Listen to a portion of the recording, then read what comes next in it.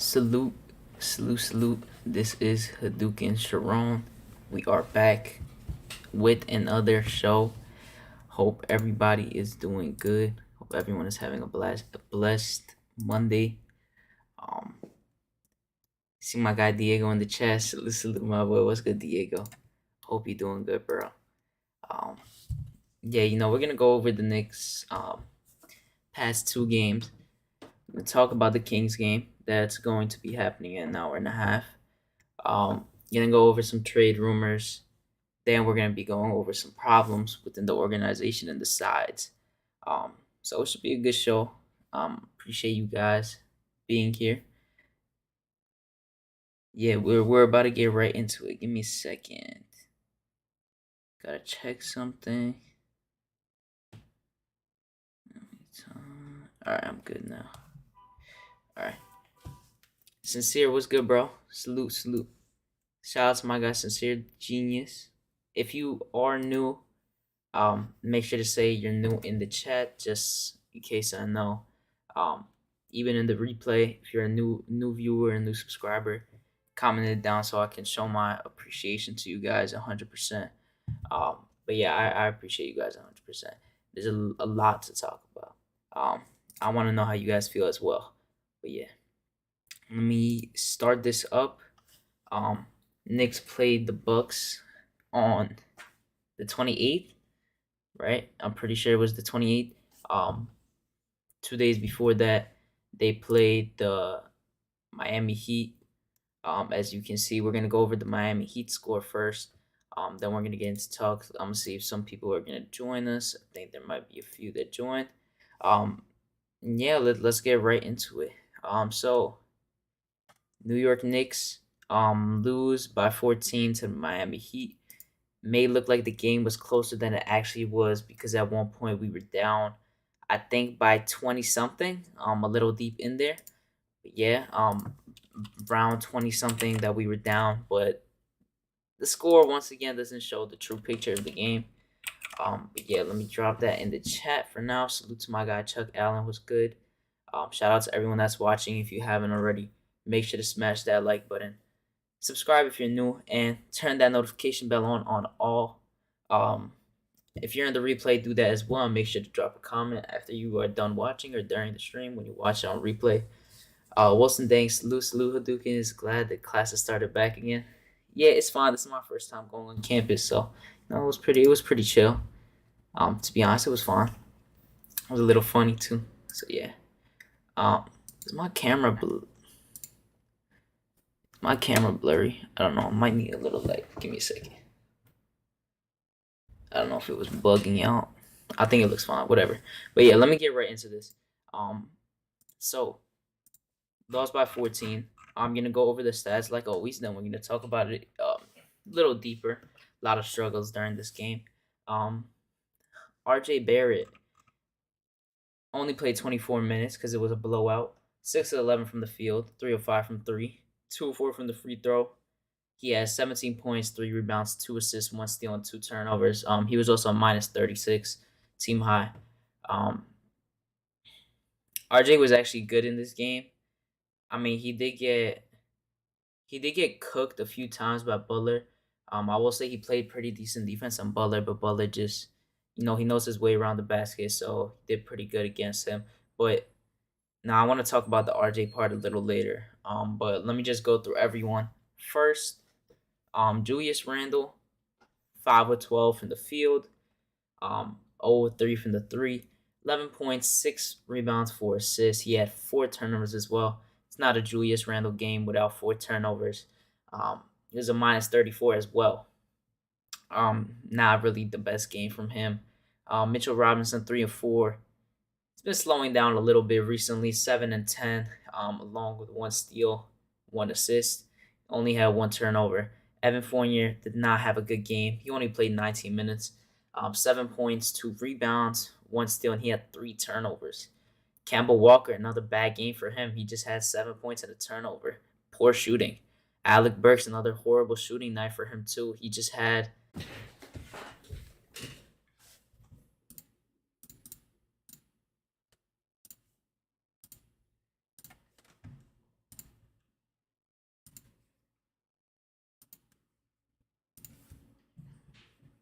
Right. Um, Sorry about that. Uh, don't know what just happened. My computer just glitched for some reason, but everything should be good now. Hopefully. Damn, that was annoying. That literally has never happened to me. Um, Let me know, guys, if you could hear me. My whole PC literally just like restarted on its own. So stupid. Um, my bad about that. Just all right, yeah, y'all making jokes. That's funny. All right, my bad. Um, but yeah, let me get back into it. Um, salute to Hewlett Samuel in the chat. Was good. Um, King Ribby salute. Kaiser Souza was good. Kane Jerry salute. Keyshawn was good. Yeah, I'm sorry about that. That was bad. I hope it doesn't happen again. That has literally never happened to me. I see my PC ain't even old like that. That's just crazy that happened.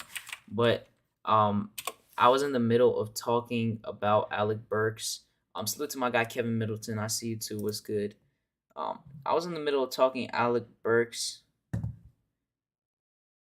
and I'm just gonna continue talking about what I say because I was listening to the clip. That's the last thing I literally said. But yeah, like I was saying, Alec Burks 1 for 8, 1 for 5 from the three. 3 points, 4 rebounds, 3 assists. Only one field goal made. That is something he's been constantly like these shooting numbers. I mean, not 1 for 8, but he's been shooting really poor from the field constantly. Not really producing that much on the court. He's still getting a decent amount of burn. Of course, this game a lot of the actual people in the lineup got less minutes because it was a blowout, and then the more of the bench guys and the young guys got more minutes. As you can see, the highest person who got minutes was Mitch with 30. They usually all the starters mainly get like 30 plus. So, it Alec Burks again bad, Kemba bad, Fournier bad, Randle bad, not really good at all. I'm fired up. Salute D'Angelo. Let me know, D'Angelo, if you wanna. Let me know if you get in the background. If you join the StreamYard, I'll let you on if you would like. I dropped it in the chat for anyone that wants to join up. I think someone's gonna join in a bit. We shall see. But yeah, smash those like buttons. Yeah, I appreciate you guys for the people for actually still staying because that was a misfortune right there. Smash that like button, subscribe, turn that notification bell on. Especially the guys in the replay as well. Make sure to drop a comment in the replay while you watch. Um, Continuing on, Taj Gibson played 17 minutes. He didn't score at all. He didn't put up a field goal. He had 4 rebounds, 2 blocks. It's a casual Taj Gibson type of game. Quinton Grimes, who has been playing about 20 minutes per game for a decent minute now, who Tibbs had good words for. He said that they realized that Quinton Grimes is actually good. That's why he's getting minutes. 31 minutes. He wasn't really good on the field. 2 for 6. No, it's not the worst, but it's not the best at the same time. Kind of there at the middle. Because if he makes one more shot, it goes 50%. 6 points. He was a plus 18. 5 rebounds, 3 assists, and 1 steal. It was an okay game from him. He's still a rookie, so he's gonna have his ups and downs. Emmanuel quickly actually had a solid game as well. And I'm gonna talk about a constant trend with him. As you can see, he went 4 for 9 from the field, 2 of 5 from the three, 2 free throws, 12 points, 3 rebounds, and this stat right here, which we've been seeing a lot of 6-to-1 ratios with Quickly's assists to turnovers, has 7 assists and 2 turnovers. So he's been playing. He's been playing better, even though his field goals have been down. His shot selection is still questionable. He doesn't go around the paint as much as we'd like to. I will say his playmaking is continuously getting better. To a certain extent. Obi Toppin, 7 for 9. He had a good game. A lot wasn't garbage time, but Obi got his time. He did what he had to do.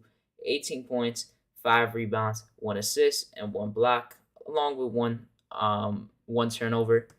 As you can see, another game where he hit more than 2 threes. He went 3 for 4 the prior game. This game he went 2 for 3. He played 21 minutes. Cam Reddish, who we finally saw for another 10 minutes, went 2 for 6, went a 3 for 3. 6 points and 2 rebounds, along with one nice block that he had. He had one bad pass for Ali to Obi. I will say in those 10 minutes, you saw a little bit. He had a nice and one layup. Um, he had a nice three as well.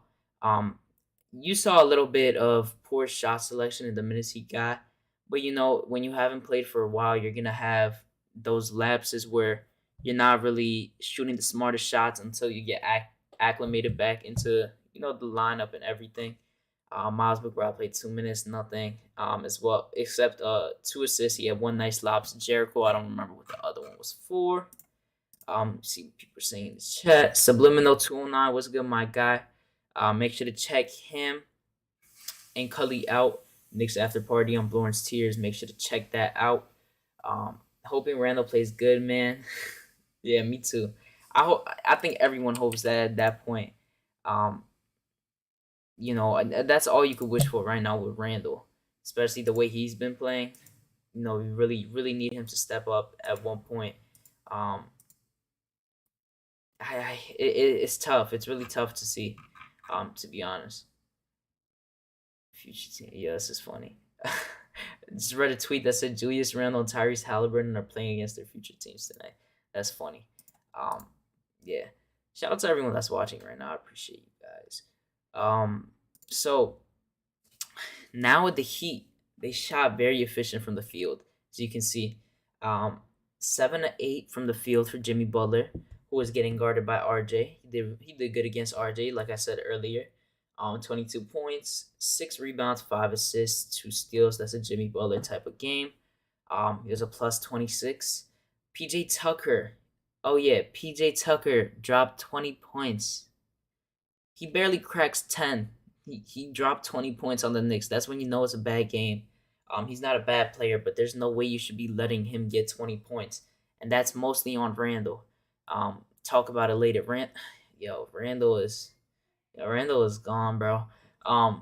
PJ Tucker, 7 and 9 from the field, 4-6 from 3, mainly from the corner.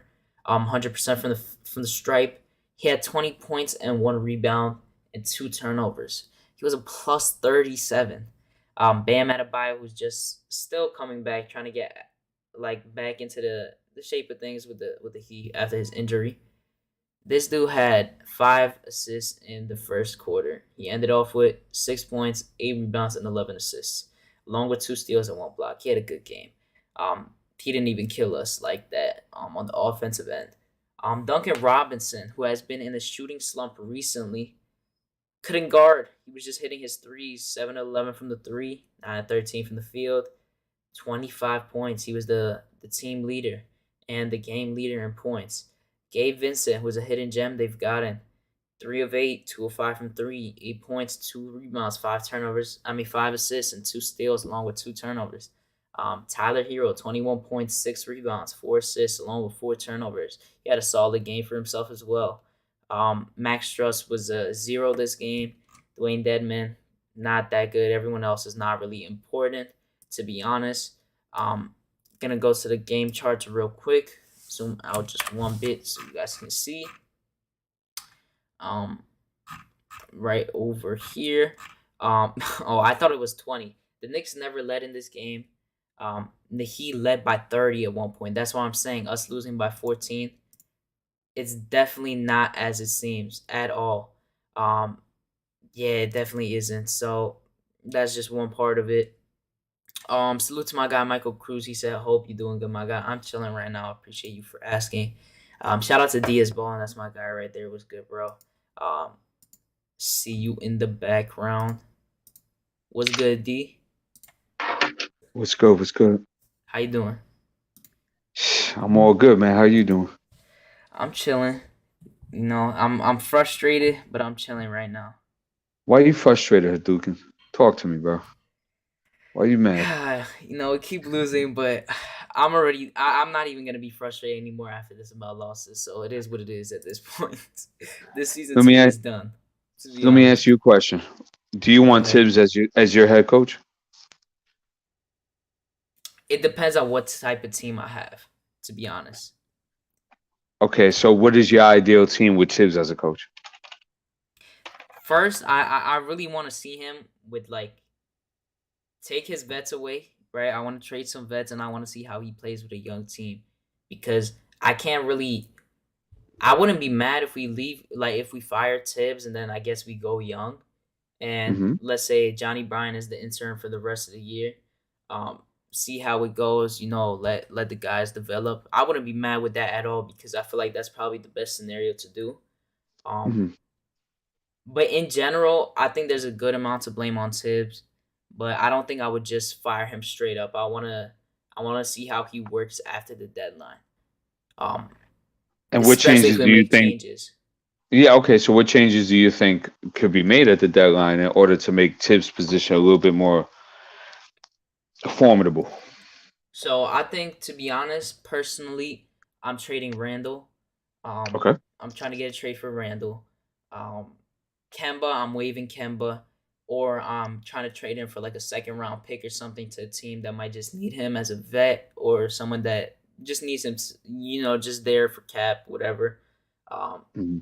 and then I need to trade one of Fournier or Alec Burks. And I think Alec Burks will be the easiest to trade out of both of them because Alec Burks is kind of like one of our best assets, veteran wise, behind Derrick Rose. So I think that's one thing you could do as well. And then you Hmm. just see like the guys you return back for them. Maybe you get a little young piece, depending on who we get for Randall as well. Because I don't think you're getting anything for Campbell besides a pick, maybe. The same thing for Alec Burks, unless they match with the contracts. I think you're probably gonna get like a second round pick or two. Um, but Hmm. it really depends on what you get in return for Randall to me. Because I think Okay. with the young guys, he might be able to change something. Like I want to see how he rides out with them. I want to see if he's still stubborn, and if he Hmm. is, then you can fire him, in my opinion. Right. It's a level thing, Hadouken, because you have to see that if you bring a young team around Tibbs, right? Say for example, you trade these vets, right? Mm-hmm. And say you get a young team around them, right? You've seen that Tibbs hasn't treated the kids too well here. Let's forget about Minnesota. Let's forget about Chicago. Let's just talk about here. The kids have been on and off. Some have longer leashes, some have, you know, closer leashes. So the question that I'm asking is that if I put a young team around this Tibbs, will the team prosper and flourish the way they could? Mm. Do I have to worry about him inhibiting their personal growth, their personal development? Because throughout his history as a coach, he hasn't really developed too many guys like that. There's been a couple you could make an argument for, but it's not a long list. Doesn't look like a Toronto, even Denver, even Charlotte. Uh, um, what do you call it? What's the other one? Phoenix, Phoenix. Miami, stuff of that nature. You don't see the resume like that with Tibbs, like in those organizations. So I'm a little worried about bringing him around young guys. Yeah, like I mean, if we do trade the vets, which I'm pretty sure we'll trade like two at least. I mean, Hmm. I feel like if we're not going in the winning route and we're just going down this season with losses, I think it's fine to fire Tibbs. To be honest, I mean, you could do Okay. it right after. You could test it out a few games, or you could just go ahead and be like, "All right, we're picking a direction, and this is the direction we're gonna take." And Okay. whatever happens, happens at the end. We get a lottery pick. We see who we get for Randall. Because I don't know. I feel like we are most. Do you think we're gonna trade Randall? I hope we do. I hope we do too. I don't But know how but it but reliable it's the mhm. sources are, but yeah. I think it's just a fit thing at the end of the day. I think Julius Randle has a good skill set. I just think it doesn't fit presently what's going on. Because as I always say, Hadouken, your ownership is your universe, right? Your front office is your galaxy. Your coaching staff is the sun, and your players are the planets. Hmm. So if those things are not all working together, you're gonna get with something like what it looks like now. You see? Hmm. So so you have to make sure that if you want to remain Tibbs, what direction are you going into? You have to know what that is. If we're gonna move away from the front office, for example, right? We have to know what front office do we want to get in here to know what direction we're going, right? Yeah. So you got to think about these things when you're constructing a roster around a coaching staff and around a front office that wants to build a winning organization. So as you and me have this conversation right now, I feel like the Knicks are not doing that at all. I agree. They really aren't. we're in such a bad spot right now, to be honest, that if they do go and do nothing past the trade deadline, Mhm. I don't even know what's gonna happen. Like chaos is gonna happen, to be honest. Like it's gonna get more downhill and worse, and then at that point you can't really change anything. So they And think gotta of pick a side. and think about it. You know, we're at the beginning of the buzzsaw of our schedule. Hmm. This goes on for like another month. Oh yeah, I know it's like a month and a half. That's why I said I don't. I'm pretty sure we're done. Um, that Yeah. West Coast trip especially is the killer. Oh yeah. It's the killer. That's a backbreaker. Oh You yeah. got you got the Warriors, then you got the Nuggets right after with a back to back with the Jazz. Yeah, yeah. Uh, Exactly. And it's this is how it crazy. looks in week one, sir. This Yep. is week one, and you've seen all the crazy nonsense and travesties that has happened within the Hmm. team, within players and stuff like that. So just imagine. Yep.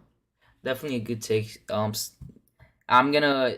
If you want to say anything about the Heat game, because I'm just going over the Heat game because I missed out. I couldn't really go over it. And that's my bad. I forgot that you were doing the Heat game. No, no, you're But fine. It's totally fine. But if you want to say anything about it, let me know. I'll oh talk yeah, about no it right doubt. after. I think with the Heat game, right now, don't forget, like we're working with our memory cells right now, Hmm. right? So, but in the Heat game, things that I remember was that two opposing organizations. One is everything that we should be doing, and one is not doing what they're doing. Yep. Which is you have a stable front office. Pat Riley's been running that for ages. You have a stable coach, right? With Eric Spoelstra that's been doing that for ages, right? At least throughout the decade, I think, right? What did he start like in 2010, 11, right? Yeah, yeah, around that area, late So that's 2000s. a decade. Yep. And they really pride themselves on player development. They bring the right guys in. They bring guys that you've never heard of, and they come in and they produce. So that was very glaring for me within the game, and just seeing the two opposing factions, right? Another thing too is that on the basketball XO side, Eric Spoelstra, if you notice, he doubled Julius Randle on the sideline and baseline as soon as he got Yep. the basketball in that Yep. first quarter, which I don't understand why more teams don't do that, but he did that very efficiently. He had his guards play very high on the ball handlers because nobody could really turn the corner except Derrick Rose, and he's not here. So they did a great job of punching him in the mouth early. You see, they did a recover. I thought the bench was very, productive once again, like they have been most of the season. Hmm. You just see it's just two different teams when the bench comes in. Um, and I know you know about the Jeff Van Gundy stuff and the things he said about the Yeah, organization, we can Tibbs, the talk players, about the that whole as that. well because I was Okay, going go for ahead. If you that want to too. get into that, that's Yeah, cool. first I'm let with it. me. I'm gonna talk about the Heat first. Let me shout out guys in the chat real quick. Shout out to my guy Stephen Fox. Make sure to check him at Foxy. Sports Vibes TV.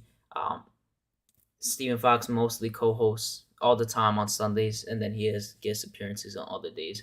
But just make sure to check them out as well. They had a good show, Trade Talk, about Fox, Brunson, Murray. So make sure to check that out. Salute to Dan Jones as well. He said Tibbs is okay with the young players. Besides Obi, getting rid of the vets will force him to play the younger players. Randall will be good in Sacramento. New York is too big for him. I agree to a certain extent with the young guys part, except I don't think it's just the Obi thing, to be honest. Me Um, neither. Salute to Gregor Castillo. He said Sacramento is the only dumb franchise to take Randall right now.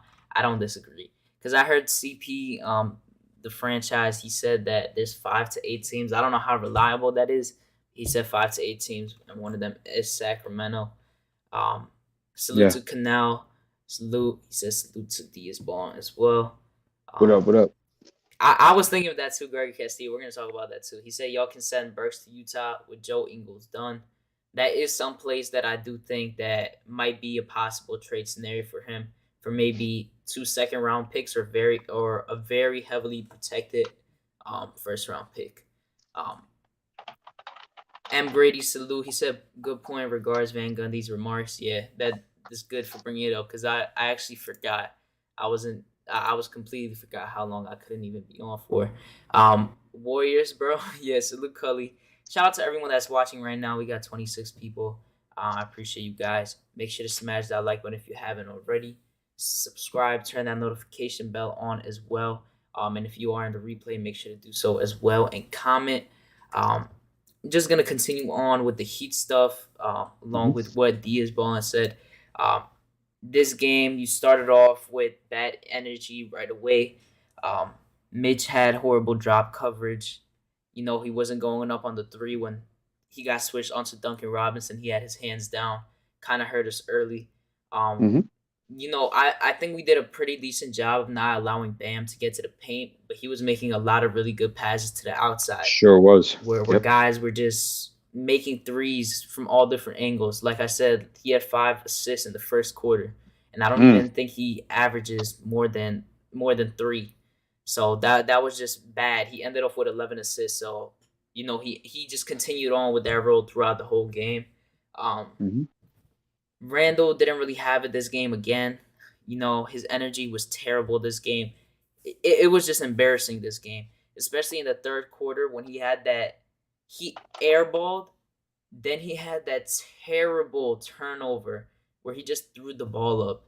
Mhm. And then it was the end for him for that game. Um, Fournier and Kemba and Burks, nothing this game once again, and not even surprised at all. There was Right. like 2 plays where I saw Fournier just let the guy get past him. He was just looking at the ball instead of the actual guy, and he just let him get a layup. What's new with him? Um, who else? RJ. Besides him getting cooked a decent amount by Butler, I think he had a good game. And Mhm. he came into that second quarter, right? And he was Mhm. heating up. He scored 7 points on his own. He had Mm. a pretty efficient night. 7 points in a row. Then the Heat are forced to call a timeout. He was scoring over Bam. He made a nice three, made another nice tough layup. And instead, when they come back at a timeout, Tibbs brings in Kemba and Randle. Mm. RJ's calling for the ball, wide open three. I can actually show the clip right now because it got me Oh, so please mad. do. I need to go back on Twitter, my guy, and post the clip without sound because he was cursing in it. But I'm about to post it right here. But you'll see how frustrating this is because this is a thing that happens so many times and it happens almost every game with Randall. And Mm. this is like what we talk about with Tibbs' decision making. He just puts in players at the wrong situation and then he moves away from the hot guy. Pause Mm. the guy that's hot, and it's just irritating. Because we fell apart after that happened. Nothing crazy or good was really going on. Why is this so far back? This game was on the 26th, right? Yeah, got it. My bad. I don't know if you could hear the scrolling, but that was a lot. All right, I finally I found it. definitely hear you Yeah, scrolling right now. I finally found it. Right, let me do this and mute it so nobody can hear. But before I put it on, I'm just gonna read this team comparison now real quick. Knicks outboarded the Heat by 6. Something that I'm saying like constantly. I think we're on a 7 game streak of going above 20 assists. We were at 24 this game, which I like to see. But they had 30. I'm pretty sure they average a pretty good amount. Steals, blocks about the same. 17 is too high of a turnover count, especially when we didn't really do much with that. We shot Mhm. 42% compared to 50. Like I said, they shot really good from the field and the free throw line. Um, Mhm. 10% better from the eight, basically 10% better from the three. We shot 64% from the free throw, which has constantly been bad. 90% from the free throw for them, and we shot, you know, points in the paint the same, second chance points the same, and fast break points the same. So I now don't think free I'm throw gonna do percentage this. would have mattered that game, but no problem. Wait, say that again. What did you say? I said I think free throw percentage would have not mattered Yeah, that no, it game. didn't. It didn't. Personally. But Oh, okay, I all just right. had to for the. Wait, give me a second. I gotta let my dog out real quick for a second. Give me a Yeah, second. yeah, no problem.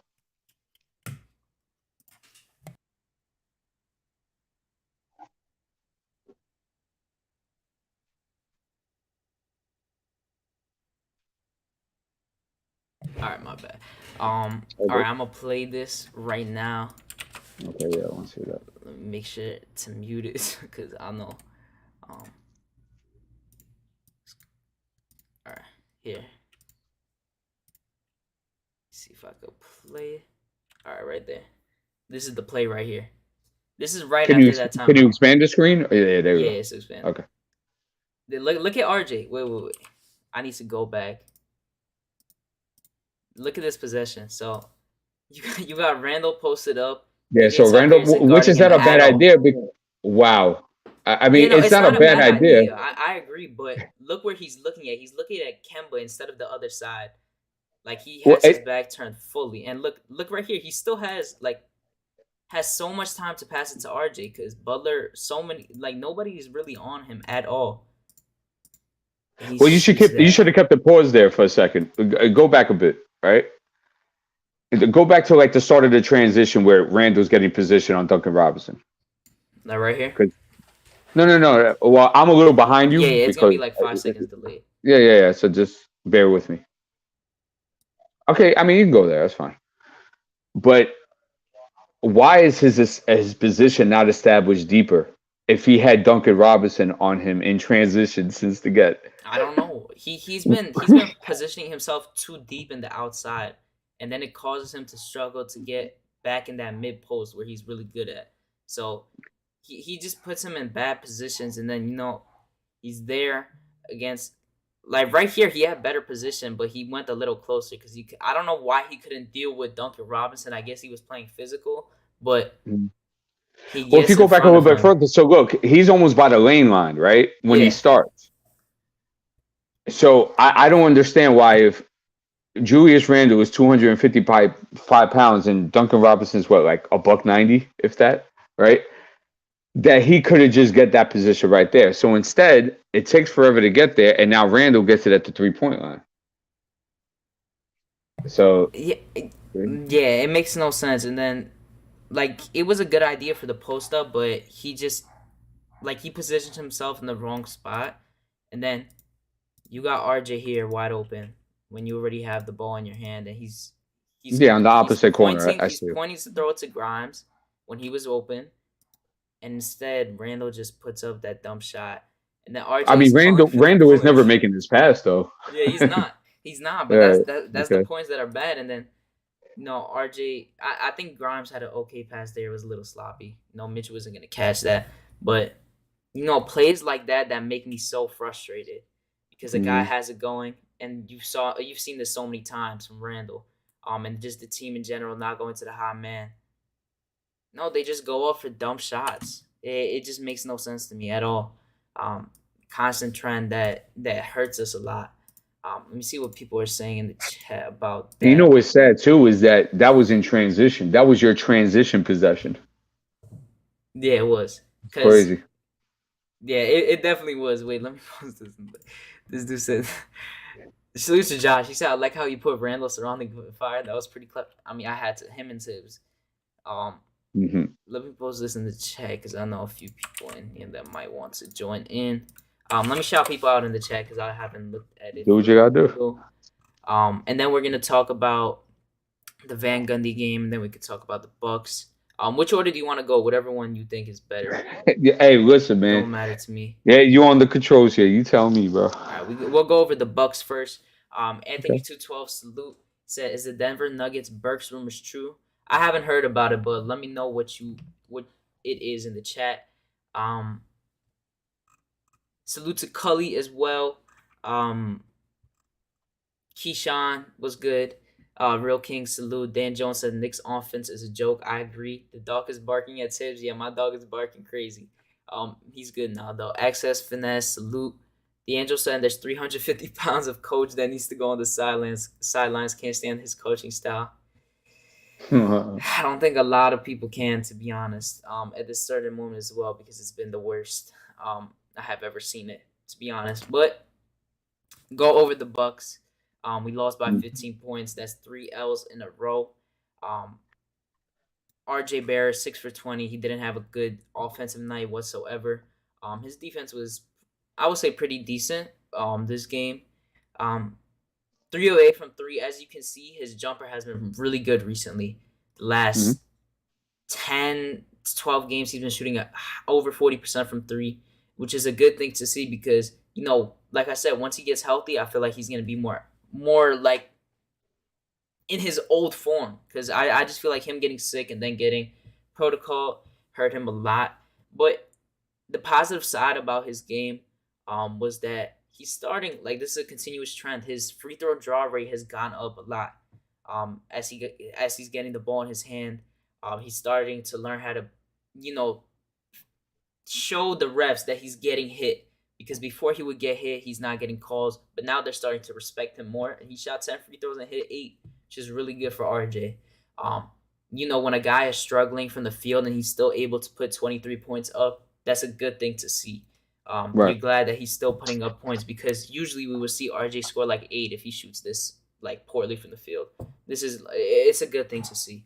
Um, Julius It is. Randle, 4 for 9 from the field, 0 for 1 from three. He had 9 points, 11 rebounds, 3 assists, along with 4 turnovers. Like I said, it's not a Julius Randle game without 4 turnovers. Um, And he was very non-interested in that game. yeah, I'll say he looked better than the last game, definitely, because the Heat game he just looked horrible. It was just bad. This game you saw at least he was showing some effort at some Mhm. point. But he didn't shoot that much. He was like, okay, like nothing serious. He usually plays better in matchups like Giannis, but we didn't get to see it last night. I mean, not last night, but during this game. Mr. Right. Robinson, 7 and 6. Like I said, he's been playing a little worse. I wouldn't say worse, but his stats have been a little worse recently, compared to his stretch that he had, which I do think he might get paid a little bag from. What do you think? I think that Mitchell Robinson doesn't get the ball enough. And I went over on a past show before about his ball usage rate. And I believe it was at an 8.7, if I'm not mistaken, which means that most of his points come from offensive rebounds or lobs or stuff of that nature. Ball is Yep. barely in his hand. So, when I see a stat line like 7, 3 or 3 for the field, 6 rebounds, I think he did the best he could Yep. with what he had. Now, of course, if he gets his free throw percentage up, of course, let's just say he hits 4 of 6.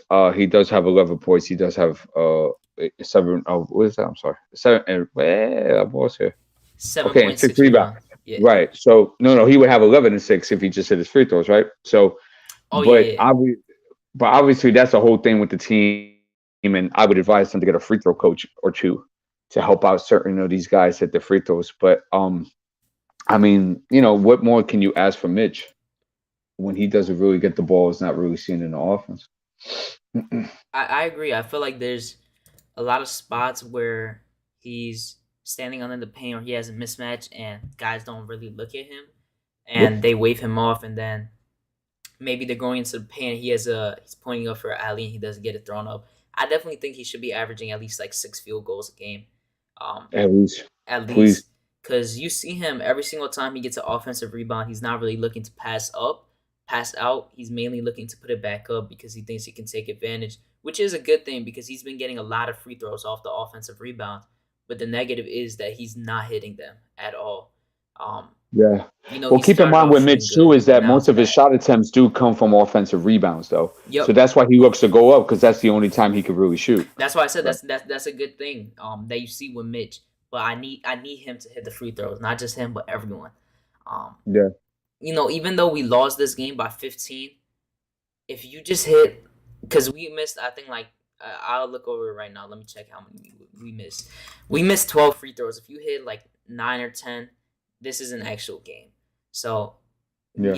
this game throughout we were kind of even. We came back. Um, it was close. Like this is a game you could have won, even though nobody I didn't expect to win, so I wasn't crazy mad about it. But it's just one of those games you show effort in towards the end, but then in the third and fourth quarter we started taking bad shots and we just started falling apart. Free throws weren't hitting at all. Um, Mhm. guys were just off 100%. Well, did you get a sense throughout the game that Milwaukee was getting whatever they wanted? There Yes. wasn't much resistance to their sets they were running and their options. I felt that way as well. Yeah.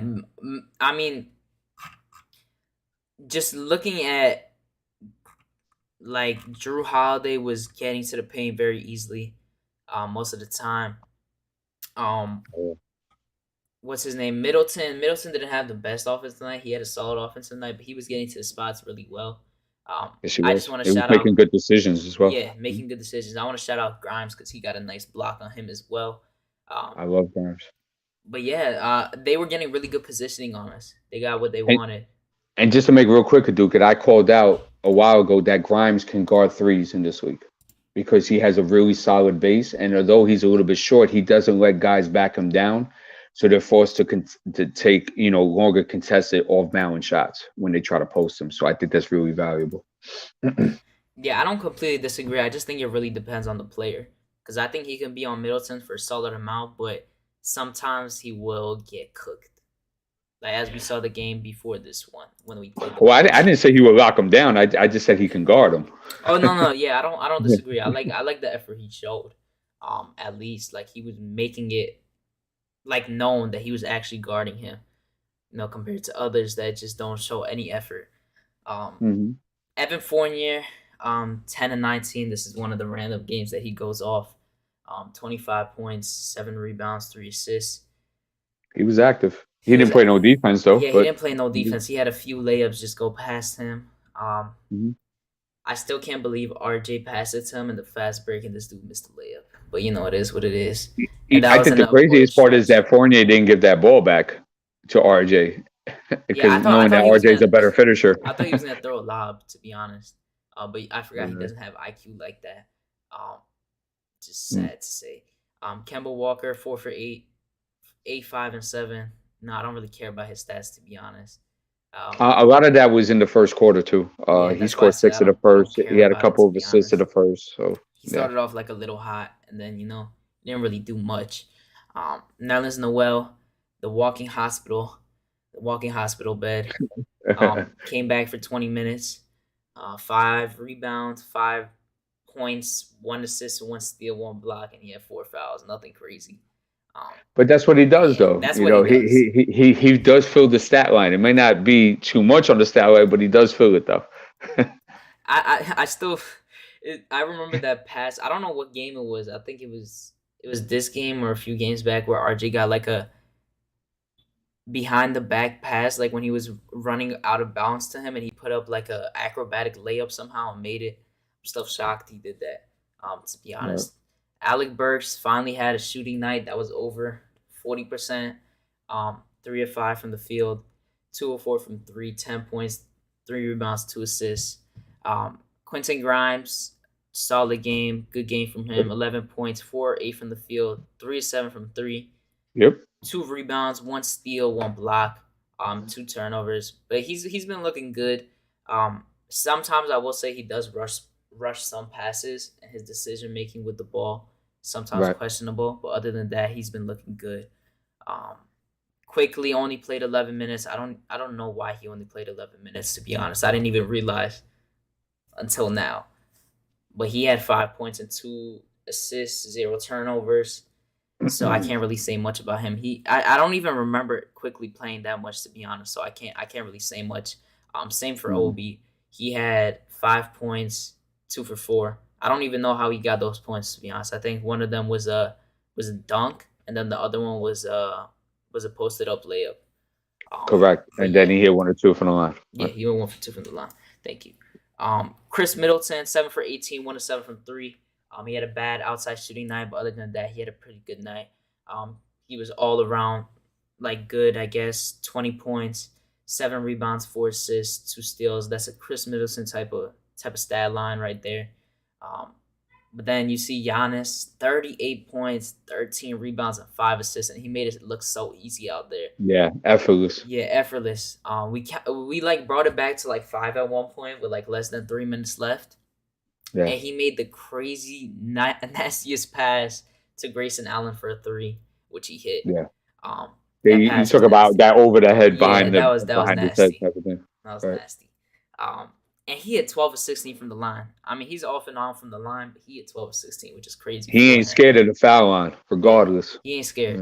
Mm. I definitely shout him out for that because he never shies away from the free throw line, even though he has his ups and downs with them, which is a good thing to see. Mm-hmm. Bobby Portis, who has had one of his best seasons, shooting wise, scoring wise. Mm-hmm. We kind of did good against him. He went 2 for 10, 1 of 5 from three, 5 rebounds, 6 boards. Nothing crazy for him. Grayson Allen, at least he didn't have like 20 something like one of the first times we met him. 4 for 8, 3 of 7 from three, 7 rebounds, 15 points, 2 assists, 2 steals. Drew Holiday, who I think should be an all-star. In my personal opinion, I think he should be highly considered as an all-star because he has been really good for the Bucks. Hmm. 24 points, 10 assists, 5 rebounds, 1 steal, only 2 turnovers. 8 of 15 from the field, 4 of 9 from three, 4 of 4 from the stripe. He had a really good game.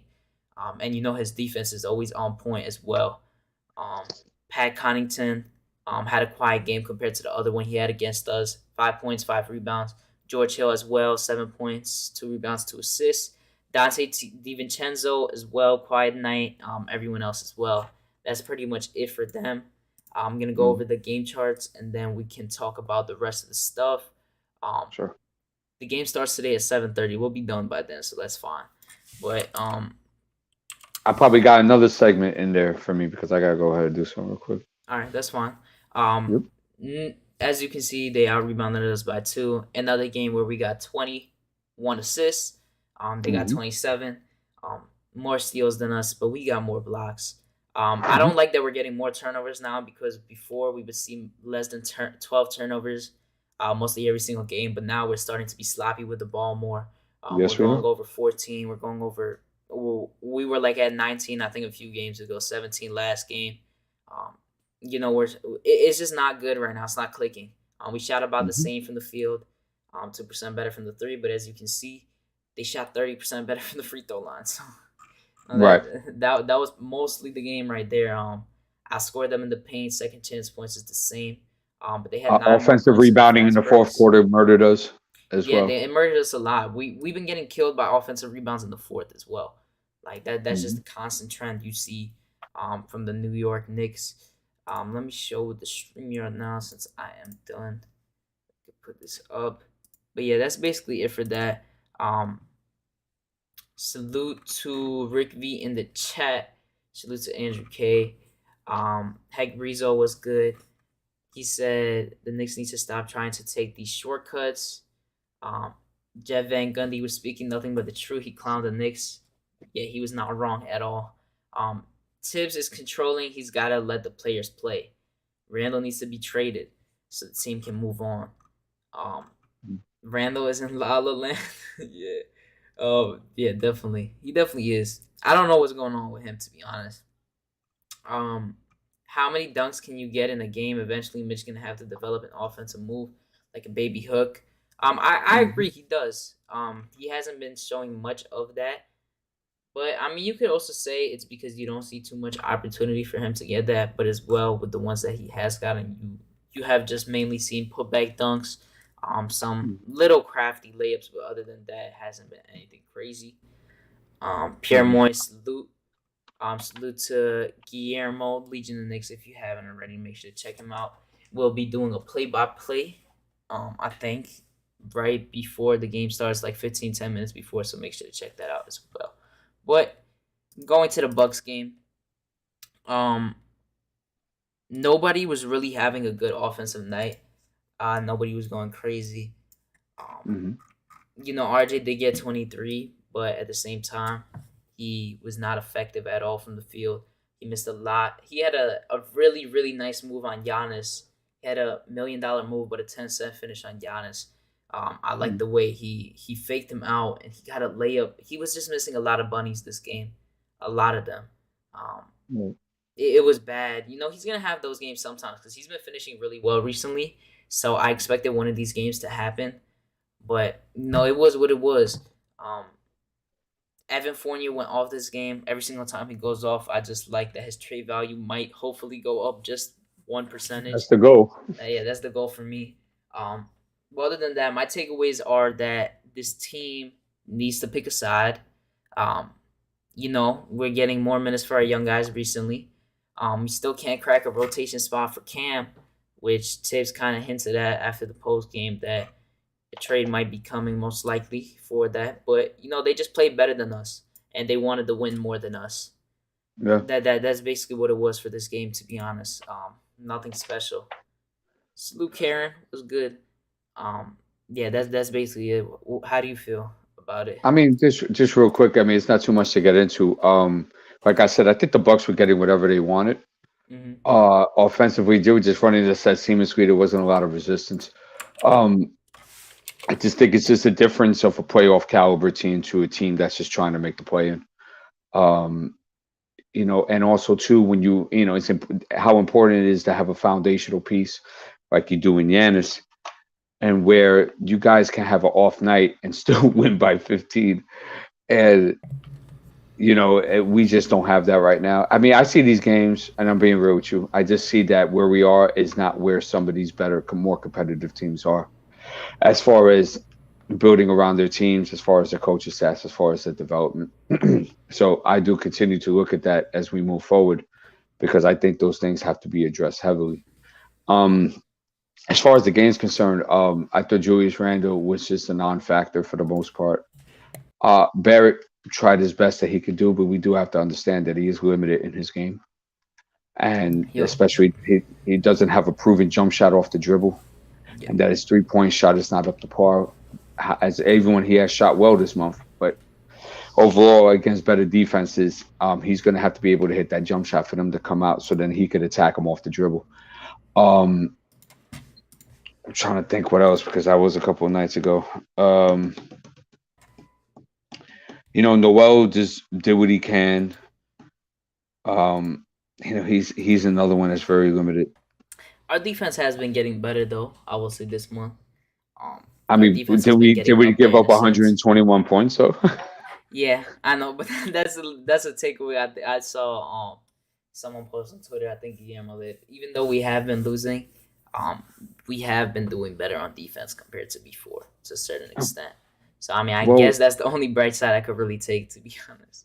I'm gonna disagree because I felt like Minnesota was getting whatever they wanted, and it didn't take them too hard to do so. So for me, I think the defensive resistance was not there, and then you could make the same case against Miami as well. So, I mean, if you guys have seen defense, that's great. I have seen it against the lesser teams. Then when teams have been all together and having 10 guys ready to suit up in full squad mode, like I have not seen that defensive effort. So that lets me know that that defense was more predicated on guys missing guys and stuff of that nature. Um, so yeah, I mean, it was just another tough game to watch. In the fourth quarter, though, offensive rebounds murdered us. A lack of Hmm. offensive execution murdered us. Constant in the fourth quarter with the offensive rebounds too. It got very stagnant. The offense, not moving around, very isocentric. It's not just going to work, especially against teams that have good wing defenders like the Bucks. Um, so, I mean, it's not too hard to figure out, Hadouken. You know what I mean? Mm. There's certain things that have to be done. If you notice, all the great teams that are championship contending do these things. They move the ball. They have great player movement. Okay, they have good defensive wings. Guys communicate on defense, stuff of that nature. You don't see that stuff going on with this team, so we're in bad shape right now. Okay. Good takes. Before I introduce my guy Nick G, let me shout out some people in the chat. Got Karen Fun. She said, "How are you doing? I'm doing good. Hope all is good with you." Salute to Stafford Don. Make sure to check out his one on one with Soulfinger. They have it on Sundays, I think at 4 p.m. So make sure to check that out. Um, yeah, salute to him. Salute to you, Nick. How you doing, bro? Hey, I'm gonna be like going in and out because I got my son with me. But yeah, I'm That's doing fine. good, man. Can't complain. How have you felt against these games against the Bucks and the Heat? All right, Heat and Buck games to me were not the best, of course. I Mm. think the games before those were okay. Um, to me, I still feel like if you reflect on last year, which is the big thing, um, last year we had a lot of the same thing around this time. Well, before this time, I would say. Um, they found their defense early. There were a lot of struggles in the beginning. We have to at least be honest about that. Yeah, yeah. By like the first quarter of the season, we had a defensive lineup that we stuck with. Then after that, we started to like nail down the offense in the second half of the season, and by the last quarter, like we took off. Um, so like just looking at it from that lens, we took like half a season to get the defense to where it is now, which is more or less middle row. Yeah, around the And middle of the then pack. like the offense is still a struggle. If we were at least a middle row offense, I think we could be playing team, but you know, like there's a lot of glut to be cleared up, which I'm pretty sure is what you guys are talking about. Yeah. So going past those games now, like what do you see with this team? What do you see the future of this team for this season? Like, do you see them making moves? Do you think they're like what side do you think they're gonna pick? Do you think they're gonna sell the vets? Um, what is your prediction for this deadline and this team? All right, so I think everything is something to set up something. Like, so I got to give you my philosophy first. Go ahead. I feel that everything on the table for this team revolves around like they have to collectively give an okay.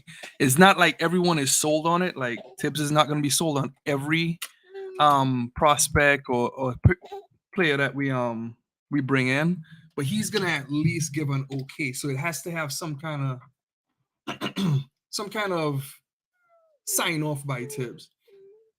And of course, his defense has, which is his most important thing, is what suffered the most. So I think we get back to some type of defensive identity at the last part of the season.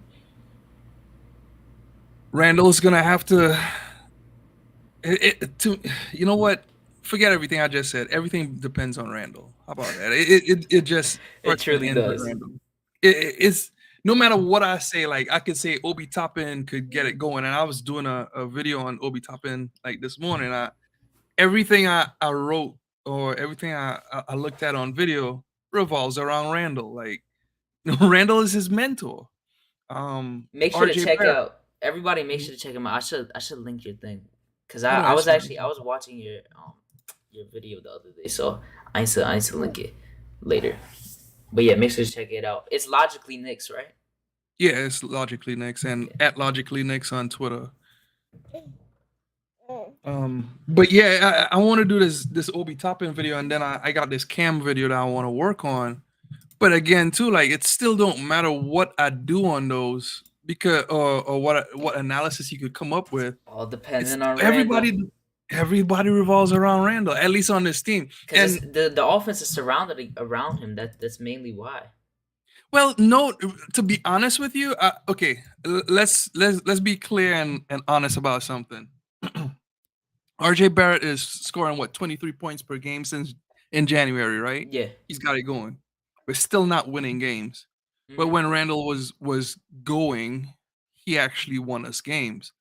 Um and it at least gave us a baseline to build off of. And there were surrounding players that had it go into. But to me, I think ultimately, like if you remember Rob the Nick, he always says it's you get Randall and RJ going together and we win games. And I that's the agree. part that's going. Like the Pacers game, that was the first time you ever seen both of them score 30, and we Yeah, won. They never have good games together, yeah. at all, and it's like I don't know how that can barely happen when they've been playing for 3 years almost now. Well, I mean, so but this is the thing. Look, I believe yes, to some degree. I know everyone doesn't like Tibbs right now.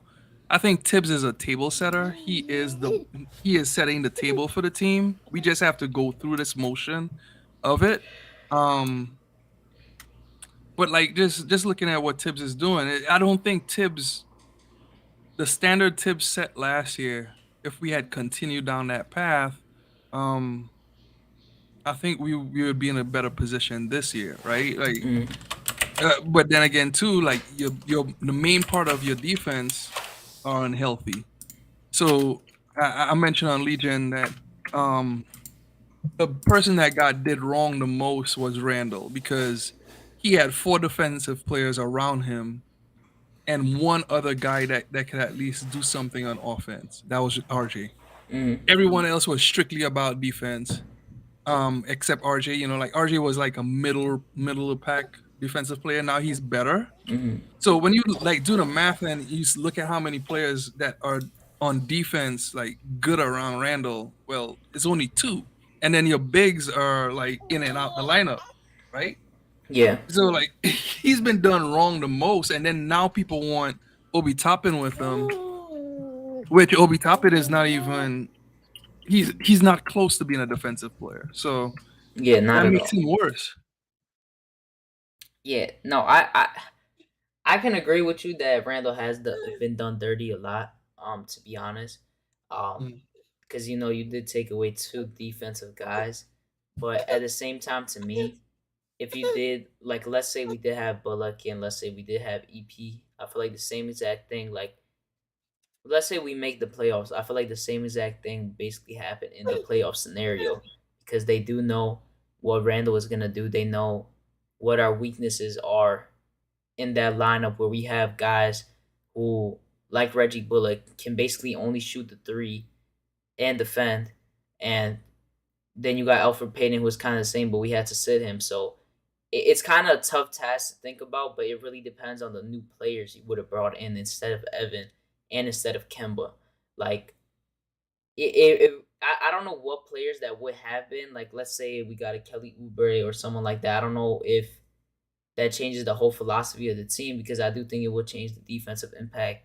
Because Oubre is a pretty good defender, especially at the wing position. He's a good driver. He got his 3-point shooting up as well. Um, I would definitely take that over Fournier, especially in this scenario with the team. But I don't know. It's just like I can't say that Randall would have done better if we did have those defenders around him, but it really matters if those defenders that we got were limited as well. Because I feel like in the long run that would actually hurt us more, to be honest.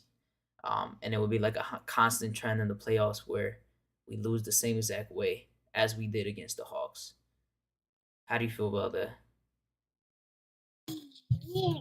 But dude, like even though we would have, let's say we weren't per se better, right, than Mm-hmm. we were last year. Was that a bad thing to like go like run it back? And we probably be in the playoffs. We'll have a top 10 defense again. Like Knicks fans go crazy over defense. They're like that's our wet dream here, right? Yeah, That's what gets us turned on in the morning.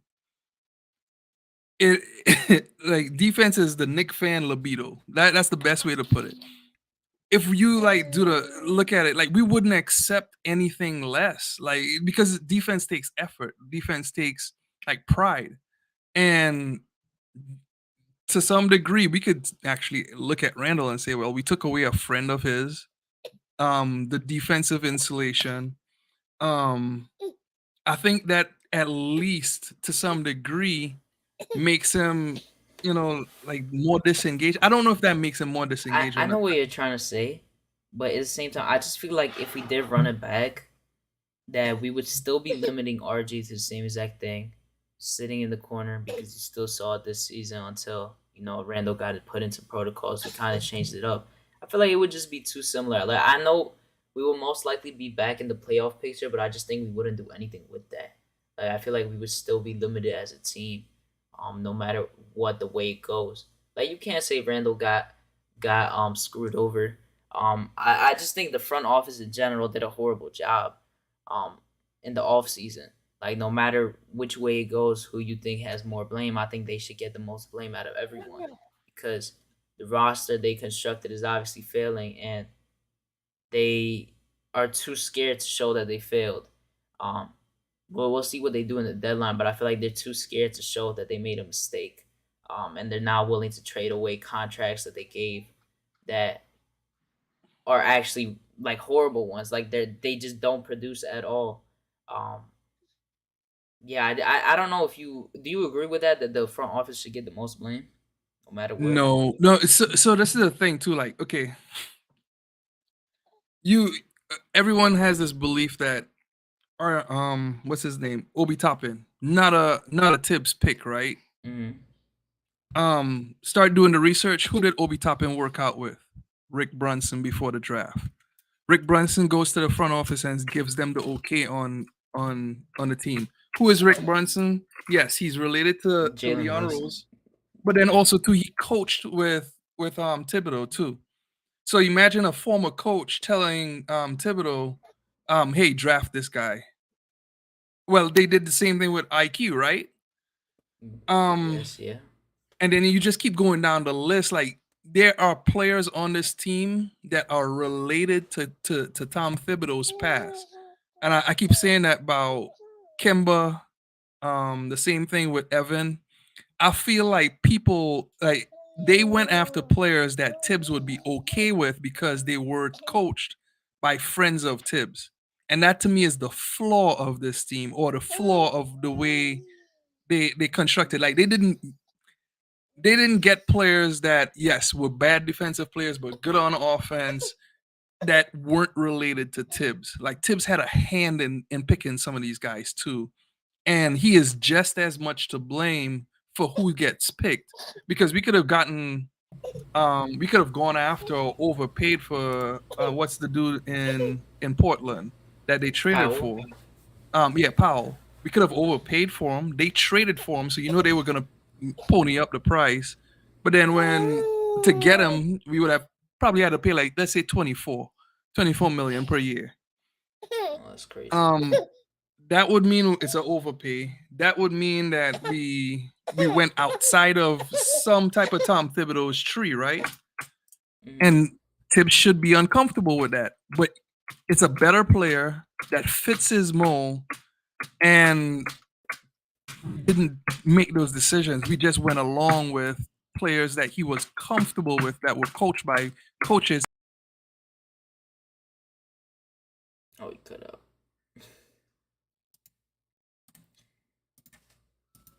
Let's see if he joins back.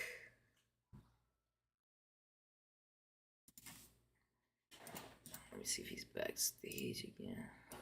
All right, well, he cut off. I'm gonna see if he joins back. Let me drop the link back in the chat. To be honest though, I don't know. I don't think that Tibbs was per se a guy that really had much to say with who they picked. My personal opinion. I mean, you could say he had a little part of it. I don't know, to be honest. You can continue. Yeah. Sorry about that.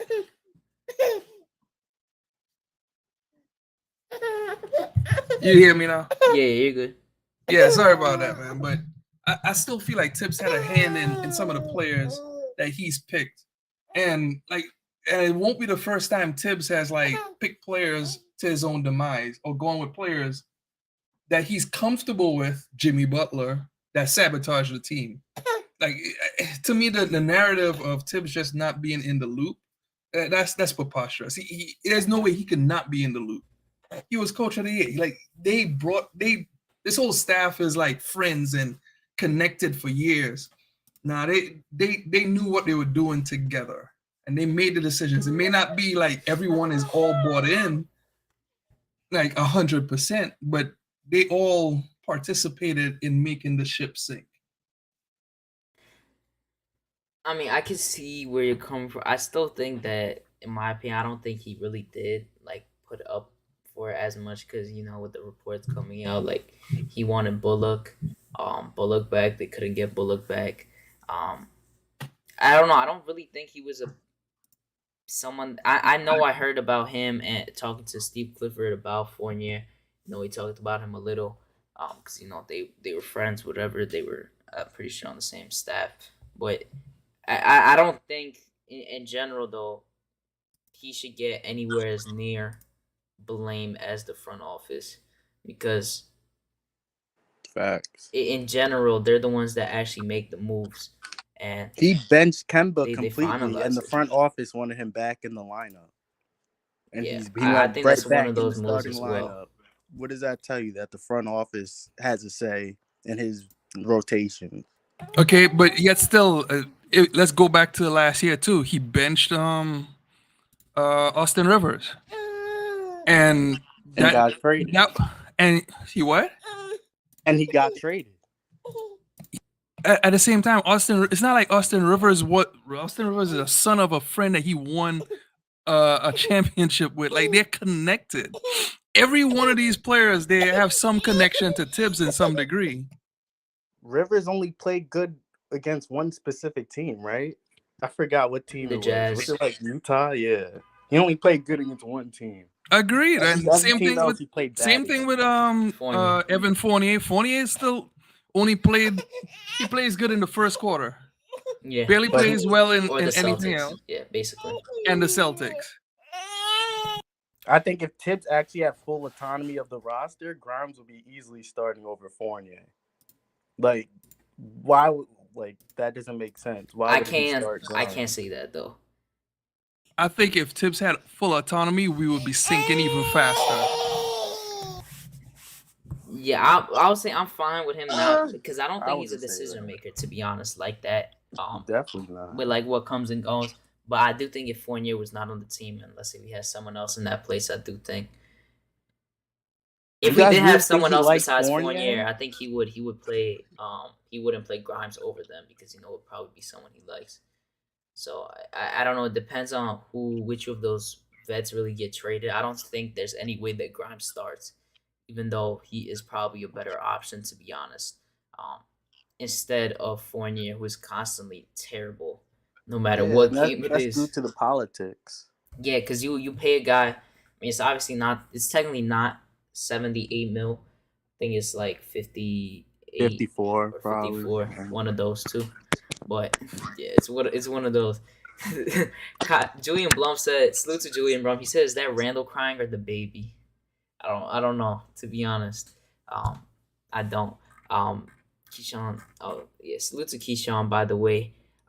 If you haven't already, make sure to smash that like button. We are at 40 likes. Let's try to get to 50 before we end the stream in a little bit. Appreciate you guys for watching. If you guys are watching in the replay, make sure to do the same. Turn that notification bell on and subscribe as well. Greatly appreciate it. Teams have figured out Randle, so if that is what we are depending on, we are done unless Randle can change his game. So the next question I want to ask to people on the panel as well as the guys in the chat: what is the team's direction with Randle, and how do you feel about him? Do you want him gone by the deadline, or do you want to ride it out with him end of the season? Me, I would want them to maybe trade like Fournier, Burks, and Kemba, see what we can get from them. And it depends what they want to do. If they want to try and trade these vets for like someone that could contribute now. But like me personally, I want them to sell those vets for young talent that's coming up. So I don't know. Keyshawn, give an example. Of a young talented player. Yeah, all those like a come up player or something like that.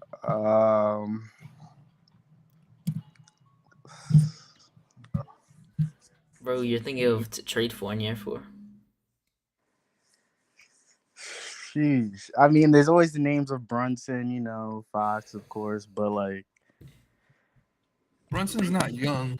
yeah, he's not young. He's like 26, right? He's emerging. By the But way, I don't have anyone specifically, that's gonna. But I'm saying we should go in a direction towards like that way, getting young talent, as opposed to just getting veterans and building around Randle for a playoff run that it's not gonna mean anything. Nick, so what do you think about Randle? Do you want to trade him, or you want to just ride it out? Honestly, Randle should have one more season. He should be given at least one more season to try to right the ship.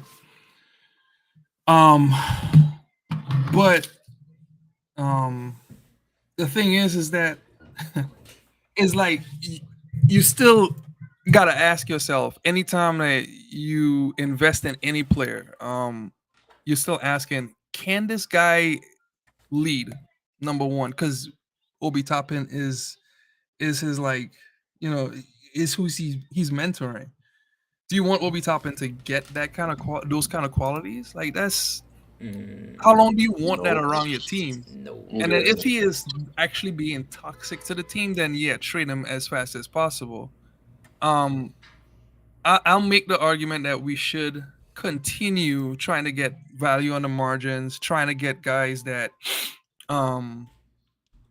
that are abandoned by their teams and could actually need like reclamation projects. So like I mentioned Colin Sexton or guys of that ilk.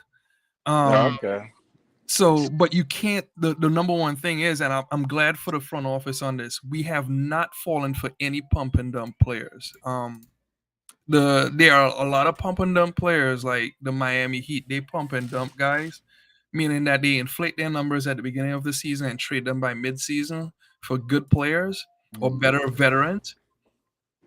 And we haven't fallen for any of those. So to some degree, the front office has done good, and they haven't fallen for the bait. Definitely. The past regimes would have got Westbrook or something by now. Like, I don't think they would have gotten Westbrook. I think they would have gotten like they would have overpaid for D'Angelo Russell or like stuff like that. Like they would have gotten in on those kind of trades and stuff like that. So yeah.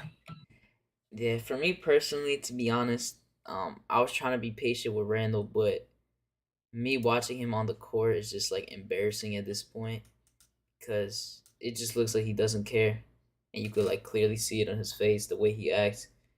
It just gets me really mad watching him. I mean, it got me mad before, but now it's like on the edge. So me personally, I'm looking to trade him by the deadline. Um, like you can't have your supposed leader and your supposed best player on your team looking like he doesn't give anything. Like he doesn't care about the game at all when you watch him play. He just looks like he's out there just to be out there. He has no he has no winning look in his eye. He has no way he actually he let PJ Tucker score 20 against him. Yeah, that's crazy. Like PJ Tucker doesn't score over like 8 points or like 10 points, and he let him score 20. Like I don't know. I'm done with Randle, to be honest. I want them to trade him personally. I hope they can try to find a trade that's fair, one that actually gets us something back. Hopefully, I don't know if they do. I don't know if Fox would be trade that the Kings would be willing to do. Because I heard they are interested. They were interested in Randle. I don't know if they are anymore, but no, I'm really trying to. I'm trying to look to trade him. To be honest, try to find a scenario that you can. I need them to be active. I don't know if they're. Do you think they're active in looking for a trade for Randle right now? Its current I think situation. they're listening to any and everything to improve this team. I don't think anyone is off the table. That means RJ too. Yeah, they have said that. I've heard Jake L. Fisher say nobody is off the table for the Knicks. So there was one trade and one thing I was looking at. Go ahead. I think in the off season, it'll be real interesting what the Phoenix Suns do with Ayton. Yeah. I knew you were gonna say that. Aiden, yeah. If they match or not. And we could easily say, hey, sign and trade. You take this guy off our hands, and he'll be with a good point guard, championship level team. Yeah, you just that'll be even swap, right? If he gets the max, sign and trade. So we give the max to Ayton. Yeah, and then the year we have to pay RJ. I mean, that's still no the year before you pay RJ, because RJ at the end of the year, RJ gets paid next year. Oh, you're talking about doing that trade now? No, in the off season. That's what I'm saying. Yeah, I mean, you're technically because you're not RJ's technical extension wouldn't kick in until the year after. Yeah. So I mean, you could do that trade. Are you giving him the max for 5 years? Yeah, but at the same, okay, again, I keep using this, but like this front office or this regime likes to put New York guys in New York. I think he's from New York, right? Or he's Bayesian or something like that. No, he has some Caribbean background.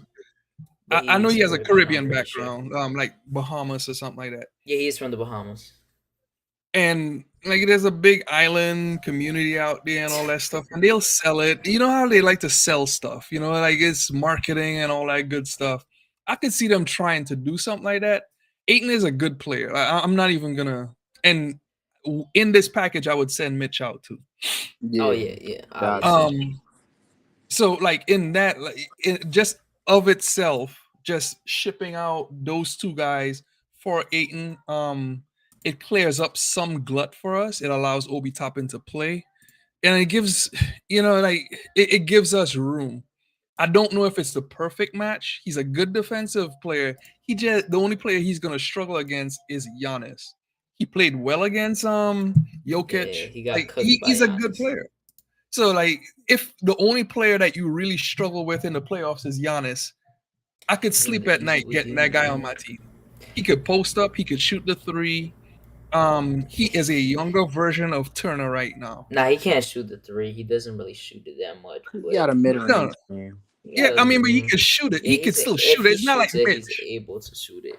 Yeah. It's not. I'm not saying he's gonna be lights out. I'm just saying, he could shoot it, and it gives you a poor man's Turner from a defensive and also offensive standpoint, but a better post up game. Yeah, I wouldn't be too mad at it, to be honest, at all. D'Angelo says he's not a team player. He's jealous of RJ. Salute to Jerry Fitz. He said free agency dug in with Tibbs, Randle, and RJ. Nothing happening here. Burks and Kemba 50-50. One or both gone. Decision on Mitch needed. Will he be signed? If not, have to get something by the deadline. I agree. Um, the next thing, because we're gonna have to end it in a little, because the game is gonna start at 7:30. But the comments by Jeff Van Gundy, basically called out the front office, and he basically called out Tibbs and Randle, kind of saying that the second guys, the bench unit shows a lot of grit, a lot of fight compared to the first unit. He doesn't understand how Tibbs keeps constantly putting them in, and playing them more than they're supposed to. He also said, that Kemba and Fournier are not a good fit for the team. So he was basically calling out the whole team. How did you guys feel about his comments? Did you agree? Do you feel like that's something that Tibbs kind of set up, and told him to say because he couldn't say it? How do you guys feel? Yeah, that's what I think. I think Tibbs kind of used him as a mouthpiece to get some stuff off and get out there to the media. Okay. Do you agree with it? I definitely agree with it. Everything he said, there's facts. The starters are lethargic. Well, besides RJ, I would say. Besides And RJ and Mitch, I would say. yeah. But we talking about the veterans. But they're lethargic. They look like they don't even want to play with each other. The second unit looks like they wanna win games. So yeah, he's right. What do you think, Nick? I do feel like he was his mouthpiece. I agree with that one wholeheartedly. But again, too, like if you wanna, I still believe they're together. But the big thing here is that like they still were the best that the front office came up with, which is a piss poor version of what we could do. Um, so like how do you course correct right now? Because yes, Van Gundy is saying, "Hey, bench the starters and play the bench, more or something." Well, he actually corrected himself on Michael K. Because he went on to say on Michael K. show Oh, he did? after this. Yeah, he talked on Michael K. about the same thing. He said a lot of the same thing, but then also too when he said after he said the stuff about the bench playing better and being better, he actually said how what are you gonna do? Play the bench more minutes? No. And I agree with that too. That's like, playing the bench more isn't exactly the solution. I It's agree. just Yeah. you just need better players. And how Yeah. and the other half to it, and I'm pretty sure for Keyshawn too, if you remember like the question I just asked him, like who do you replace these guys with young guys and up and comers. Hold on. That's fine. Who do you replace them with? To be honest, I don't know if you specifically, like, if you're getting a Kemba off, I think that's just an easy thing to do. Even if you don't trade him, maybe you trade him for a second or something cheap like that. I think you could easily waive him if anything, but after the deadline. Um, the hardest out of everyone to try to trade, if you would be looking for, it's obviously between Randall and Fournier. Depending on who it is, I don't think if you, I think if you trade a Burks, like let's say the Jazz, I think it would be one of those things where you're getting like a second round pick or a heavily protected first round pick, maybe 2 second round picks for him. I don't think you specifically get a player. I think the only trade with the vets that you could actually get a player for is either Randle or Fournier. To be honest, I don't know who you insert into that lineup. Maybe if you don't get players, but I would think in those big trades, you would get someone back to replace. I don't. But to Van Gundy's point, like when you start, or Keyshawn's point, I should say, when you start thinking about like replacing with young players, you still need vets on the team. Yeah, no, I yeah. don't like the idea of getting rid of Burke, because he is a valuable player. But I think first he has to be the first one to trade. But who are you gonna replace him with? Like Grimes is good, but he hasn't been You put Cam. as versatile. Oh my god! Don't let me start on Cam. Is the bench though? You gotta put Cam in there. There's a reason they got him. Yeah, but he needs. He does There's need no. reps, but how else is he gonna get reps if he? No, I'm not saying reps. He needs rebuilding. Like No, I understand. I think the bench is a perfect place to start. To have him, IQ, Grimes, Obi, and if we still have Noel there too. okay, I'm not knocking that. I just don't want to rush the process with Cam because there's some bad taste in my mouth. Like just watching his tape, I see so much of Mo Harkless in there. No, oh please stop. I'm just I mean, saying. I understand what you're trying to say because his first 2 years, with the Hawks, it didn't pan out the best because his shot selection was questionable. His defense his first year was really good. You saw the potential. The second year, I think it was more of a thing where, he was injured a lot in his second year. I think he only played like 30 games, 20 games. And in the beginning of this season, I think it was more of him because they said he requested a trade during the summer. So I think that was more of him not being with the team, not wanting to be with the team, and more with the lineups. The guy's not really looking into him, so I wouldn't say in that aspect. But I do think he needs rebuilding. Obviously, like he has all the pieces, he just needs to put it together. And I do think if you're giving him 20 minutes on the bench, no, whatever. If you trade Burks, give him Burks minutes, and you see how he works with that bench, see how they grow together. I think that would be a good thing to see. I'm not saying to put him in the starting lineup or anything like that right now. I don't think he would be in there either way. I just think this is the perfect opportunity to put him in and see what he got, build him up. If nothing else, you could just pump and dump him. Like build up his trade value and dump him. I don't know. To me, guys like Cam sometimes is just so much fool's gold in there. Even though there's talent there, it's just so much fool's gold inside that kind of player. I look back at how the Trailblazers went through years and years of just being teased and teased with I more know, Harkless. I know what you're saying, but I don't think that's that same type of thing. To be honest, I just think like in general, I never thought the Hawks would have been a great fit. I know he still didn't play perfect or any like really good there, but I do think his change of scenario was really needed for him to start rebuilding himself up. So What I'm not too worried about it, to be honest. I believe I like him a lot. That's also why I'm saying that. But I just see him playing let me better. ask you this: besides all that, like, what would make Cam successful? How about that? Like let's do a reverse engineer Cam. So, like saying he plays like in Alec Burks' role on the bench. Is that what you mean? Like No, in I'm that just saying, sense? like, what do you have to do around a team or for Cam specifically to make him successful? Like, what scenario, what plays, So, or I think that in the second on the bench unit, um, I think him and IQ, mainly IQ, should be the ball handler, but Cam is good in the pick and rolls. I think they should be like the two guys in our bench unit who are going to be scoring. Um, They Grimes. definitely gonna take all the shots. Yeah, I think Grimes and Cam would do really good on the perimeter, especially. I think Cam got to buy into his defense because I think the defensive potential is there, and I think Tibbs is one of the guys that is really good for him for that certain scenario as well. Um, I think he would help out on the defense on that bench, him and Grimes.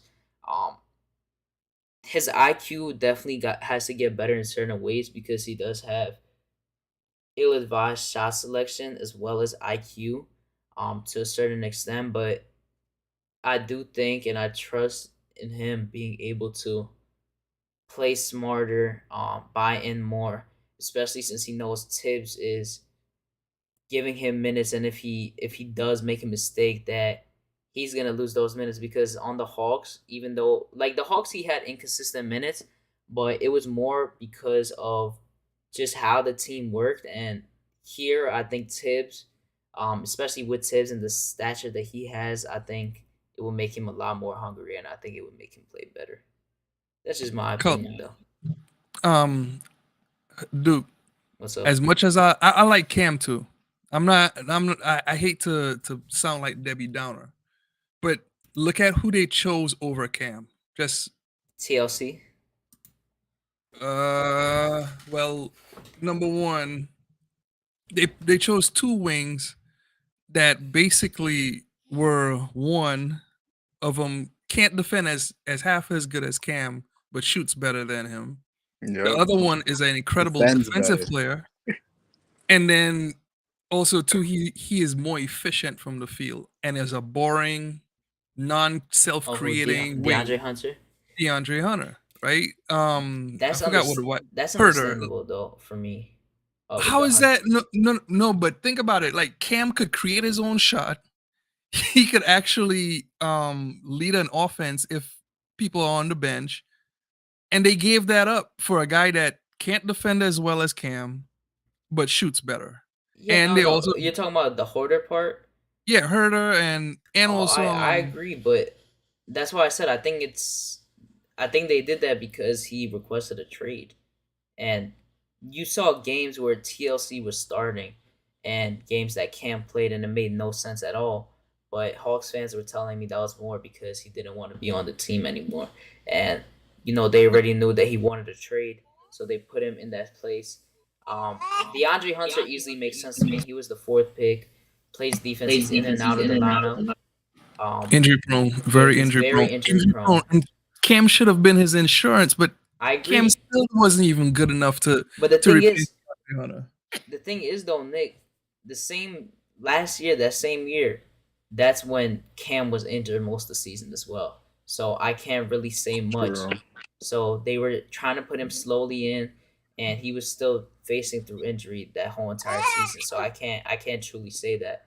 That's why I don't think his story is like as like the way you're thinking of it. It's like understandable to look at, but when you look at the injuries and him requesting a trade, it's just different in that perspective for me. But I still also get concerned with guys that request a trade on their rookie contract. Like, I need playing time. Like, come on, bro, you improved nothing. There's so I mean, I know that what is so you. frustrating to I me. don't think it Like, was playing. I don't think it was more of the playing time aspect, but I think it was more of because so the day he got traded basically, and the days that he was being reported to get traded soon before the deadline. A lot of Hawks fans were saying this, and this is like what I got from watching the game. They would mainly use him as like a corner sitter. And in certain instances, when Trey was out of the game, right, he was starting. When Trey was out, he was averaging 19 points on good efficiency. He had good games, a few 30 balls. When you watch him with Trey on the court, Trey doesn't really look at him, even when he's open in certain scenarios. Um, he doesn't really get the ball much at all. He doesn't get to create. I knew he took a decent amount of ill-advised shots, but at the same time, Trey wasn't really doing a good job in getting Cam involved into the game, and he was just like a corner sitter. The way I watched it, Hawks fans, a decent amount of Hawks fans told me the same thing. They said that they didn't really use him properly, so they were fine with him getting off the team because they didn't think that he was gonna reach his true potential, or they didn't think he would be the best in that certain play style and that certain system. So that's one part of it that I got from it, watching the Hawks games and just reading through their tweets. To be honest. Okay. But I think it's a fair. I mean, your assessment is not bad. Like I think that's fair to say because it could be either or. But I don't know. I'm just confident that he will. I'm not saying he's gonna be this superstar, this all star, but I do think he'll be like decent with us at least. Like he has a year and a half to prove something, and I think we'll do a fine job with that. Um, but yeah, the final thing we're gonna talk about is the Kings game that's about to happen in like 10 minutes. Um, what do you think we do with this game? De'Aaron Fox is out. We're running with the same starting lineup. Do you think we win this game? They just lost by 40 and then lost by 30 the next game. If we lose this game, this is really bad. What are you guys looking at this game? Yeah, I think we're gonna win this game. I think Randle's gonna Randle and RJ. I feel like I just have a feeling that Randle's gonna show that he's the alpha out of the two teams and just show his dominance. That's what I'm hoping for. Okay. But that's about it. What do you think, Nick? So the last time, if I'm not mistaken, I can't remember if it was in the February game, but We Halliburton lost. did show out that game, right? he Yeah, balled out. he had a pretty good game. Yeah. And I remember like watching the game, and I think the Kings broadcast was like they had promised him to get drafted, and he was like talking crap. You never see Yeah, he was. Halliburton. He like Halliburton is posted pretty some much a tweets. Jehovah's Witness on the court, bro. Yeah. Like this guy is humble as can be, but like he took took issue with it, and He's like coming to off me, a 35-point game too. yeah, and he might do good again tonight, especially if Kimba plays. He is playing. He's starting. So to me, I think it's much of the same. It still boils down to Randle. Him and RJ and Randle just have to pull the team up by the just pull the team up like that. It's just on them. That's what I'm looking to see. How do they both react to everything that's going on? I think this should be a win easily. To be honest, like no matter what, I think this gotta be a win. Bro, I know the magic happened. I know the magic happened and stuff like that, but out of all the games we're gonna be playing from moving on and the games we have played in the last week, this should be one that you do win. Yeah, I don't know if we're gonna see a bounce back game from like nobody on this team should be able to stop Randle. Do we all agree? I've said that a good amount of times. Rashawn Holmes is good. He's good, but I don't think he will really be on Randle. I think that's more of a Harrison Barnes type of thing. Good too. Who's not bad either, but I feel like this is a type of night that you would see Randle do good. To be honest, like I don't know. I don't know who's gonna go off this game, but I do think this is one of those games where we might see some light from the team. Hopefully. Yeah, and in full disclosure too, I think also like the guys on the team gotta like put their arm around Randle and give him a hug or something. Like something's got. I don't understand how you fall off that far. Yo, Nick, there has to be a G. 20 for 20, like a 30 for 30. You mean? Yeah, 30 for 30. No, I'm 20 for 20 because it's the Knicks. What is even a 30 for? I know what it is because I've seen videos, but what is the actual thing about it? It's like the come up or something, or fall off. No, it's just like they dive into teams and players and stuff like that. Like they need to do a deep dive on this guy, like 60 minutes, something. Like give me something. You want me like to tell you something? Why Nick? he fall off this much? Go ahead. He only shot over 30% once in his career. Before that was season last year. No, he shot under 30% every year except 1 year. He shot 34 and then he shot 41 in his best year with us. From three. From three. And No, now I'm this not year even he's talking shooting about. 31. I know, but that's just one part of it. That's like an Yeah. outlier that stuck out to me the last week or so that I looked at because I was going over Mm. his stats, looking at it. That's one part of it. Because you know shooting 41% is big for you, especially when he was Yeah. making those tough shots. But it's also because I don't know what it is. He's just lost. I think he's lost in the sauce now. I don't know.